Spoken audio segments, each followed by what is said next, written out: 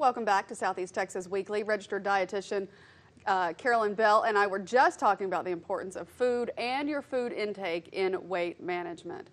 And you know, I exercise all the time, and when I first came to you, I was like, I exercise all the time. I'm not losing weight. What's wrong? What's wrong with me? Basically, is what I said. And I think I'm not alone in that. And that I think a large part of my problem is the amount of food that I intake, because I'm not eating a lot of processed foods and things like that. But I do need to watch my portion control. Oh yes, portion control is very important. And now with all the smartphone apps that are out, you can look at your calories and figure out your calories for the day. It's time that you can be very, very responsible for what you put in your body. Yeah. Now, one of the things I've noticed too is that I have friends call, they want to go out to eat. Yes. And so you have this peer pressure to go out and dine out with friends, and I find myself telling them no rather than kind of making allowances for that, so that I'm not even faced with that decision about what to eat on that menu. Oh, and Mary, you don't have to do that. It's just so great if you go out with friends and peer pressure. I always think attitude is the thing. Yeah. You go out and if you say, well, gosh, I can't have that, guess what they're going to say? Of course you can. You should have They're going to be bad influences on you. Yeah. But instead, you want to be infectious with your happiness about what you're doing. You say, oh my gosh, I just cannot do that right now.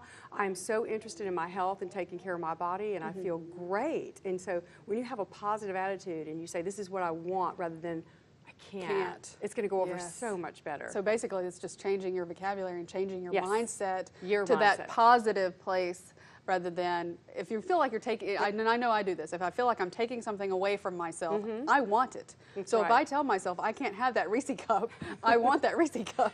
It makes us want it all the more. Exactly. Well, and when you're losing weight, it's important that you do enjoy some of the things that you like, but it is about the portion size, Mary. It's very much so. If you refrain from having things that you love, you don't really learn to be in control. And plus, when you get to maintenance, it's not that you can go right back to certain things. And too often, when people are losing weight, they refrain from having certain foods. And that's when they use the word diet. Yes. I refuse to use the word diet, but I hear people use it all the time. And to me, that means that I'm not allowing myself to eat things that I would like to eat. And therefore, and I think this is why, and tell me if I'm right, people gain weight after they lose it. Absolutely, because it's from that refraining that they go back and say, oh, now I can do this. Well, really, you should have been doing it all along, and you will be doing this.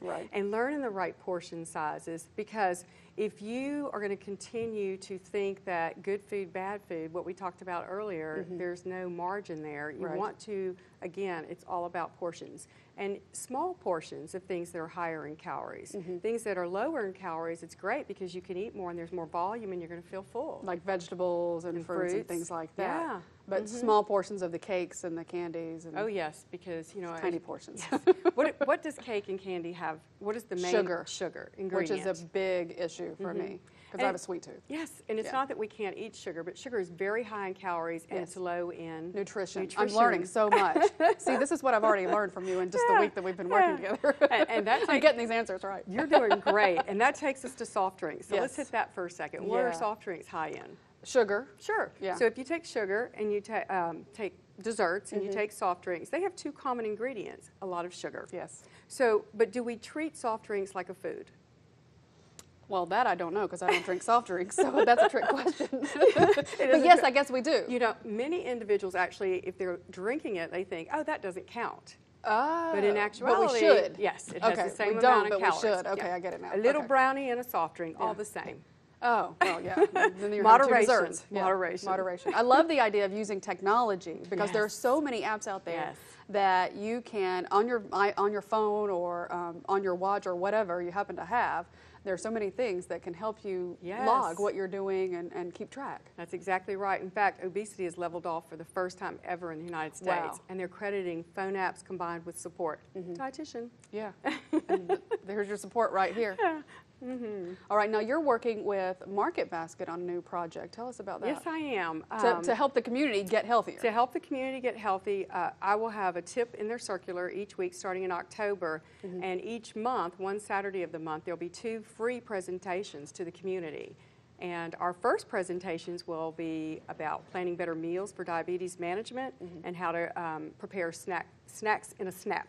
Yeah. So because one in 3 Americans is obese, and I can't remember the number for diabetes, but it's high. Yes, and in fact, 2 in 3 Americans are overweight, Wow. and then obesity falls in that category. Sure.